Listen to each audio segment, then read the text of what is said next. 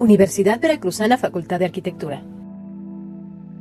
El concepto de urbanismo surgió a principios de este siglo y solo en las últimas décadas ha pasado a ser de uso común. El urbanismo está constituido por una serie de disciplinas diferentes que se reúnen en torno al estudio de la ciudad. El urbanismo es una disciplina en formación, un sistema que relaciona entre sí las reglas y principios de la ciudad. Se proyecta para la sociedad dando prioridad al bienestar colectivo y todos debemos participar en la organización consciente del espacio común. La ciudad, el espacio común, es cambiante y se adapta a las necesidades de intereses comunes, los cuales también son cambiantes. Las principales disciplinas que conforman al urbanismo se pueden agrupar de la siguiente manera: ciencias de la tierra, ciencias sociales y disciplinas instrumentales. El urbanismo surgió cuando el hombre empezó a vivir en ciudades, en forma consciente, localizando edificaciones y espacios importantes en lugares centrales y alrededor de ellos distribuyó los elementos restantes. En las primeras ciudades, el elemento ordenador básico fue la fuente de agua. El hombre acumuló experiencias en la construcción de ciudades y aprendió cuáles son las características que necesita determinado espacio para cumplir con cierto fin. A fines del siglo XVIII y a principios del siglo XIX surgió la Revolución Industrial, lo que propició la transformación total del fenómeno urbano, la ciudad industrial. Concentración industrial conllevó al crecimiento acelerado de las ciudades. Apareció otro elemento como una necesidad inherente al hombre, el arte urbano.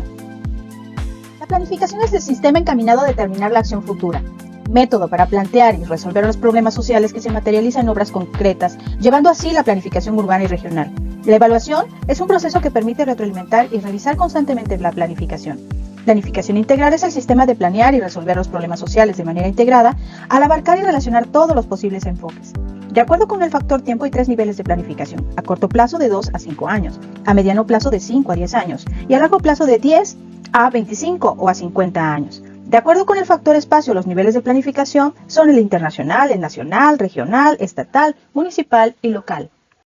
La ciudad es muchas cosas a la vez: un lugar de trabajo, estudio, comercio, recreación, etc. La ciudad es fundamentalmente un lugar de intercambio. Todos estos intercambios conforman la civilización. La ciudad es a la vez su expresión y su soporte. Todos los elementos de la ciudad obedecen a condiciones surgidas del entorno físico, del clima y del paisaje, y también a necesidades profundas de la comunidad, a circunstancias espirituales de todo orden. Se puede visualizar así: en el centro como objeto de estudio está la ciudad, y las diferentes disciplinas aplican sus métodos de análisis para entender cómo funciona esta. Existe el enfoque tecnológico. Como elemento para transformar el medio es una forma de tecnología. El enfoque morfológico, el estudio de la ciudad desde el punto de vista de la forma, y el enfoque político, donde se desarrollan las actividades políticas. Existen parámetros utilizados para definir una ciudad. Entre esos parámetros utilizados, los más importantes de ellos y más empleados son los siguientes: la cantidad de población, la densidad, la morfología, la división del trabajo, el nivel cultural de los habitantes, los grupos sociales y contactos. ¿Quién será el urbanista? ¿Cuál será su formación y su trabajo? Algunos sostienen que la formación del urbanista debe estar relacionada con la del arquitecto, del ingeniero, del economista, geógrafo, del sociólogo, del antropólogo o del administrador. El equipo de urbanistas debe ser capaz de proponer alternativas a los responsables de las decisiones. Debe estar compuesto por personas responsables en su propia disciplina. Un buen equipo urbanístico deberá ser capaz de presentar alternativas bien elaboradas en las que se tenga en cuenta las necesidades y aspiraciones de los habitantes. Un buen equipo administrativo deberá saber seleccionar la alternativa que satisfaga más cabalmente a sus representados. Es importante notar que debido a que tal disciplina ha empezado a desarrollarse en los países centrales industrializados, cuya evolución y características socioeconómica y urbanas son diferentes de las de Latinoamérica y en general de las del tercer mundo. Estos problemas se deben conocer y explicar a fondo, y es necesario generar nuevas soluciones realistas y congruentes con nuestra realidad. ¿Alguna vez has preguntado cuáles son las problemáticas que existen en la ciudad contemporánea y cuáles son las condicionantes temáticas que se relacionan con estos problemas dentro del contexto mexicano? Padilla Cobos en el 2008 realiza un estudio muy detallado sobre estos cuestionamientos. Sabemos que son complejas y diversas. Él identifica rasgos característicos que son producidos por el sistema neoliberal, y son el gigantismo, el desorden, la privatización, la fragmentación, la exclusión, la conflictividad y la violencia, así como la contaminación. El proceso de urbanización es uno de los conceptos que más se ha presentado a confusiones. La acepción más común para el público es la de transformar en terreno urbano un terreno utilizado con fines no urbanos, de modo que se incluyan en él los diversos servicios y se fraccione para su venta y edificación. La otra acepción la emplean urbanistas, sociólogos, y se refiere al proceso iniciado en el mundo con la revolución industrial, que adquirió gran rapidez en este siglo e hizo que la población del mundo se concentre cada vez más en las ciudades. Desde el punto de vista ecológico-demográfico, el proceso de urbanización es el proceso de concentración de la población y de las actividades humanas en determinados puntos del espacio, las ciudades. La urbanización es un producto de la revolución industrial, en la cual no solo se alcanzan tamaños de ciudades sin precedentes, sino que se aumenta sistemáticamente el porcentaje de población urbana respecto a la población total de los países. El grado de urbanización es una forma de medir este fenómeno, pues indica el porcentaje de población urbana sobre la población total de un país o una región. La curva de urbanización indica el porcentaje de población urbana en la abscisa, mientras que el tiempo se indica en ordenada. Hay diferencias entre países industrializados y en vías de industrialización. En los primeros, parte de la población de las ciudades va a vivir a pequeños núcleos fuera de la ciudad. En los países del tercer mundo, el tamaño del asentamiento tiene gran importancia para definir una forma de vida. Las ciudades más grandes son las que tienen mejores servicios, escuelas, comercio, transporte, mientras que conforme disminuye el tamaño, los niveles de servicio y de consumo también disminuyen. El proceso de urbanización tiene ciertas características, como las siguientes: aumento de la población urbana con respecto a la población total, extensión física de las ciudades, migración rural-urbana, cambio de forma de vida. El proceso de urbanización produce también efectos o consecuencias de dos tipos: intraurbanos, corresponden a la concentración de actividades industriales, financieras, comerciales, culturales, políticas, administrativas y a un gigantesco aumento de las necesidades de vivienda y servicios. Y los interurbanos. La urbanización produce mayor dependencia entre las ciudades y entre cada ciudad y su región inmediata. Existen ventajas, como que permite el avance científico, tecnológico y cultural, facilita la industrialización, reduce la presión demográfica sobre la tierra de labor, permite dar servicios de mejor calidad y mayor número de personas, crea expectativas y eleva el nivel de aspiraciones de las personas. Entre las desventajas encontramos la escasez de empleo, costos de urbanización superiores a las posibilidades financieras de los países en desarrollo, problemas ecológicos, mala distribución de los beneficios que brinda la ciudad. Dicha mala distribución ocurre en dos niveles diferentes. Existe una situación de desventaja del campo en relación con la ciudad, ya que por una parte, el campo da a la ciudad productos sin elaborar que tienen menor valor que los productos elaborados que la ciudad le vende, y por otra, en todos los países en desarrollo, una parte importante de las divisas se obtiene de la exportación de materias primas agropecuarias o mineras. Y, entre los habitantes de la ciudad, también se distribuyen desigualmente los beneficios y los costos, lo cual origina grandes injusticias. El proceso de urbanización en México se inicia en la época prehispánica, con el florecimiento de centros urbanos de la importancia de Teotihuacán y Tenochtitlan. Teotihuacán alcanzó una población de 100.000 habitantes y Tenochtitlan cerca de 300.000. Durante los 3 siglos que duró la colonia en México, el país experimentó una urbanización intensa para su tiempo. Los españoles fundaron en la Nueva España 3 tipos de ciudades: centros administrativos, comerciales y militares, ciudades portuarias y ciudades mineras. Hasta la época de la Revolución, la característica general fue el aislamiento de la población rural, debido a la nula o escasa comunicación existente con los centros urbanos. En el periodo revolucionario se rompieron los lazos semifeudales que ataban a la población campesina con la tierra. Como consecuencia, las ciudades crecieron en población, especialmente la de México. Entre 1921 y 1930 decreció la migración campo-ciudad, debido en gran parte a los efectos de la reforma agraria, lo cual produjo una estabilización de la población de las ciudades. La segunda etapa, de 1940 a 1970, se caracterizó por un rápido ritmo de urbanización, por un aumento continuo y acelerado de las tasas de crecimiento de la población. La formación de estos centros regionales de desarrollo ha hecho que se difunda el proceso de urbanización en casi todo el territorio nacional y ha permitido la creciente industrialización del país, la formación de una clase media, el mejoramiento y la ampliación de la red de comunicaciones y transportes, y por otra parte ha producido un deterioro de las condiciones de vida campesinas. La tercera etapa comprende de 1970 a 1980 y en estos últimos 4 años se observó un descenso de la natalidad, principalmente en las zonas urbanas y en los estratos sociales medio y alto. Las relaciones geográficas entre la ciudad y su ambiente natural se definen en 2 escalas distintas, la regional y la local. Así, la geografía urbana se puede definir como el estudio del establecimiento urbano, su situación, su sitio, su evolución y su patrón de asentamiento, además de la clasificación del establecimiento urbano en pueblos, villas y ciudades. Desde el punto de vista de la ciudad, las principales relaciones que establece con su región son comercialización de los productos regionales, la obtención de mano de obra proveniente del campo para su industria, la prestación de servicios de diversos tipos, como administrativos, de salud, de comunicaciones, etc., la distribución de los productos urbanos hacia la región, la distribución de las inversiones y organización del trabajo regional, y la estructuración de la red de transportes que determinará las posibilidades de acceso a la región y, por tanto, la influencia regional de la ciudad. Una región urbana o metropolitana es toda porción de territorio en la que una ciudad o metrópoli ejerce su influencia.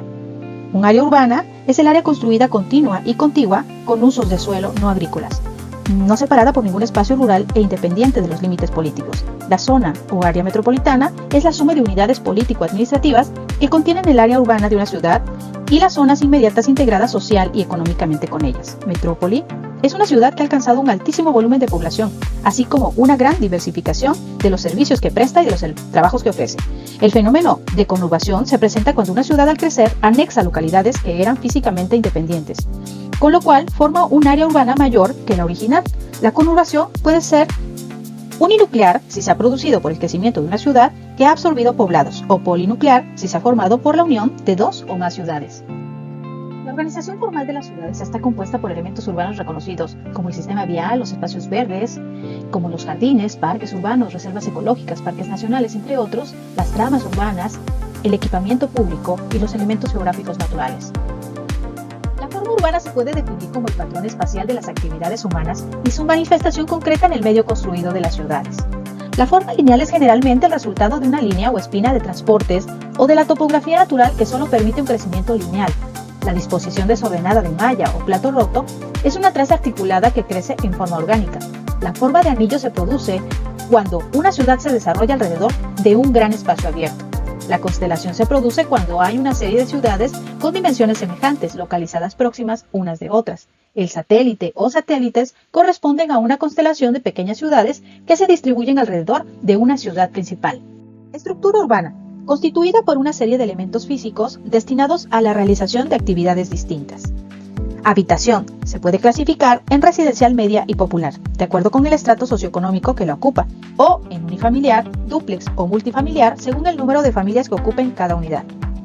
Dentro de la estructura urbana también encontramos la industria, así como el comercio y las oficinas, las vialidades y el equipamiento, que puede ser de salud, de tipo comercial, cultural, deportivo, de transporte o municipal. Se generan distintos sectores de uso del suelo que, unidos y articulados por la vialidad, formarán la estructura urbana. La zonificación más detallada de esa estructura facilita distinguir entre zonas habitacionales en buen estado. De lo anterior se infiere que el análisis de la estructura urbana es un importante medio para planificar, y su objetivo es llegar a conocer y localizar en el espacio los principales problemas que existen en la ciudad. La ciudad se puede entender como una agrupación de individuos que se rigen por normas, como un conjunto organizado de individuos que habitan un territorio común y tienen una cultura común. Cada sociedad tiene su propia cultura y la transmite, da contenido a la sociedad. Aunque el hecho urbano ha sido siempre imperfecto ante el problema de lograr una ciudad habitable, esto se compensa por la magna obra que representan las ciudades y por el desarrollo de la cultura, la ciencia, el arte y la literatura, así como por libertad personal, amplios horizontes individuales e imaginación, productos del desarrollo urbano. Estas peculiares cualidades humanas han producido la ciudad como es. La urbanización ha inundado todas las áreas del mundo y su fuerza es una prueba de la naturaleza del hombre y de la potencia del producto que ha creado. La demografía surge como una rama de la sociología y se transforma en uno de los medios más importantes para la planificación. Por demografía se entiende el estudio de la población humana, estudia el crecimiento o disminución de la población, sus orígenes, sus causas y su dinámica. La demografía tiene objetivos concretos y su campo es delimitable. La cultura determina los cambios sociales e influye directamente en los fenómenos demográficos. Los procesos demográficos influyen unos sobre otros. Al abatirse el índice de mortalidad, se incrementa el índice de natalidad, debido a que aumentan las posibilidades de vida y de progresión. La migración influye en la natalidad y la aumenta en las ciudades. Después de la revolución industrial se produjeron grandes cambios demográficos en el mundo. El avance de la medicina hizo que se abatieran fuertemente los índices de mortalidad y la población mundial empezó a crecer con mayor rapidez. La migración rural-urbana tiene las causas siguientes. Se produce un excedente de población rural debido fundamentalmente al descenso de la mortalidad por la inclusión de programas de salubridad y asistencia médica. Se mantiene una baja productividad en el campo y la producción ya no es suficiente para sostener a la población que ha aumentado. Se incluyen nuevas técnicas agrícolas que aumentan la productividad, pero utilizan poca mano de obra, lo cual causa un alto desempleo. La migración tiene efectos positivos y negativos para el desarrollo. Las condiciones de salubridad de las ciudades eran muy deficientes, por lo cual había una altísima mortalidad y la migración era absorbida inmediatamente por la demanda de empleos industriales. La marginalidad se usa para explicar cualquier circunstancia de exclusión de los beneficios económicos, sociales, políticos y culturales de la sociedad industrial. En México se pueden distinguir fundamentalmente tres tipos de áreas marginadas. Las vecindades, los servicios muy deficientes, suelen ser comunes y el estado de las viviendas muy deteriorado. Las ciudades perdidas corresponden a corazones de manzanas localizados en áreas completamente urbanizadas, cuyos frentes están ocupados por construcciones en buenas condiciones y en cuyo interior ocultas se encuentran viviendas en pésimas condiciones. Colonias populares son zonas de vivienda popular que se localizan originalmente en la periferia de la ciudad. En áreas de mala accesibilidad no cuentan con servicios ni han sido planificadas oficialmente. Economía es la ciencia que estudia la producción y distribución de los bienes y recursos. Los recursos pueden ser renovables, que son aquellos que se pueden utilizar sin que esto produzca su desaparición. Los no renovables, que corresponden a aquellos cuya utilización o consumo solo se puede efectuar una vez. Los económicos, que se refieren al dinero en todas sus formas. Y los humanos, que se refieren a la población económicamente activa. Esta población económicamente activa se distribuye en tres sectores económicos. El sector primario, que incluye a aquellas personas que realizan actividades fundamentalmente extractivas, como la agricultura, la ganadería, la pesca, la extracción de minerales, etc. La del sector secundario, que se dedica al proceso de transformación de los recursos naturales y corresponde a la industria en todas sus formas. Y el sector terciario, que es el sector de la economía que se dedica a diversos servicios como transporte, comercio, gobierno, turismo, etc. Los principales tipos de funciones que caracterizan a las ciudades son la función militar. La actividad principal es la defensa de la ciudad, establecer bases militares en lugares estratégicos. La función comercial, la mayoría de la población de la ciudad se dedica al comercio, que es la actividad que sirvió de base para el surgimiento y desarrollo de muchas ciudades. La función industrial, la actividad predominante es la producción y elaboración de materias primas o la elaboración de productos acabados. La función político-administrativa, donde la ciudad sirve como residencia del gobierno y en ella se toman las decisiones que influirán en todo el país o región. La función cultural, donde la mayoría de la población se dedica a labores universitarias. La función religiosa, esta función se desempeña en ciudades que constituyen el centro de algún culto religioso o relacionadas con algún tema religioso. La función turística o de recreo, donde las ciudades con esta función ofrecen servicios turísticos y se caracterizan por poseer un alto volumen de población flotante. Y la función terapéutica, donde la población flotante es atraída a la ciudad por algún elemento con propiedades terapéuticas. Todas las actividades de la ciudad giran en torno al servicio de las personas que acuden a ella en busca de salud. La red urbana explica el funcionamiento del sistema de ciudades, la forma como ocurren las relaciones entre las distintas ciudades de un país o una región. Una vez establecido cierto número de núcleos urbanos, cada uno de ellos tiende a especializarse. Esta especialización depende de diversos factores, como su localización geográfica y en torno a la red de transportes, el tipo de actividades que se desarrollan en su región, el carácter y origen de su población. La especialización de cada ciudad determinará en gran medida su ritmo de crecimiento y, por tanto, también su tamaño. Para comprender el funcionamiento de la red urbana, se debe tener en cuenta que ninguna economía urbana, ni la de una ciudad aislada, ni la de un conjunto de ciudades, puede ser autosuficiente. La red urbana se puede entender como un complejo sistema circulatorio entre núcleos con funciones diferentes. Ciudades pequeñas y medianas transmiten a las grandes una parte del excedente agrícola que captan y también pueden venderle servicios. Todo país divide su territorio en una serie de zonas administrativas, como forma de organizar y administrar la población y los recursos. Existen diferentes tipos de divisiones administrativas en cada país, las cuales se fijan por medio de estatutos legales, al igual que la forma en que son gobernadas y las funciones y atribuciones que les corresponden. Los límites de la ciudad son fijados por ley y también se establece legalmente la prohibición de abrir nuevos fraccionamientos fuera de los límites urbanos fijados. Para que una ciudad funcione adecuadamente y se puedan resolver sus problemas de funcionamiento, es indispensable planificarla como un solo conjunto y que los planes se lleven a cabo de forma coordinada por cada responsable administrativo. Uno de los principales problemas de la administración urbana es que el crecimiento de las ciudades no respeta los límites administrativos y políticos, y al crecer sobre varias unidades político-administrativas diferentes, se necesita llegar a un acuerdo entre los representantes de cada unidad, lo cual, por lo general, es difícil. Una de las principales funciones del sector público que administra la ciudad es prestar servicios a sus habitantes. Estos servicios pueden ser la instalación y mantenimiento de la red de agua potable y de la red de alcantarillado, recolección y eliminación de la basura, educación pública, protección contra incendios, seguridad pública, planificación y control del crecimiento urbano, construcción de viviendas, dotación y mantenimiento de parques y jardines, desarrollo de la comunidad, transporte público, control de la contaminación, bibliotecas públicas y de salud. La administración urbana necesita fondos, los cuales adquiere básicamente por medio de impuestos, como el impuesto sobre bienes raíces, como terrenos, viviendas, oficinas, industrias, los cuales constituyen los impuestos directos. y los impuestos indirectos, aquellos que se cobran sobre la compra y venta e incluyen las recaudaciones de parquímetros y estacionamiento de vehículos. En general, estos son impuestos sobre el consumo. El gobierno de una ciudad tiene una función política, que es solucionar los conflictos que se susciten entre los distintos grupos de habitantes de la ciudad.